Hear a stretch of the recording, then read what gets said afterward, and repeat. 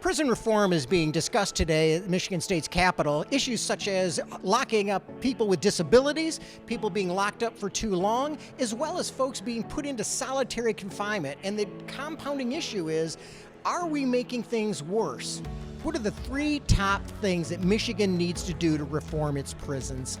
Shift the culture inside, provide adequate training for staff, and as well getting the system to focus on rehabilitation. Citizens for Prison Reform, we are here to really raise the voices of families and educate them on how they can come in and meet with their legislators, asking for greater oversight within our prison system. We believe that overall corrections needs to have greater oversight in order to address all of these issues around who's held in solitary and the conditions inside. Could you tell us what is some of the ripple effects? How did that impact the rest of your life? How did it impact your friends and family? Absolutely affects the entire family. Anytime somebody's incarcerated, the entire support network is kind of incarcerated as well.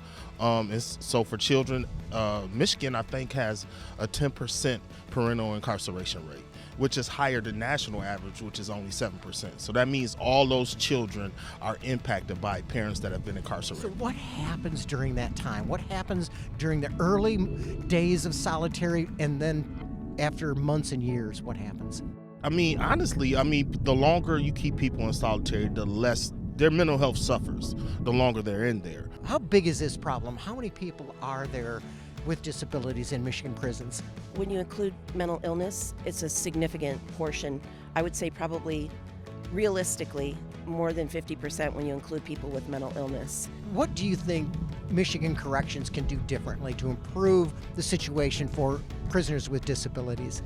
I think ultimately it will take funding as well as a commitment to changing the climate of Michigan Department of Corrections and recognizing people with severe mental illness in particular do not belong in any segregation-like setting, including a mental health unit that mirrors segregation. Ultimately makes the general public safer. When people return to our communities, it makes it safer.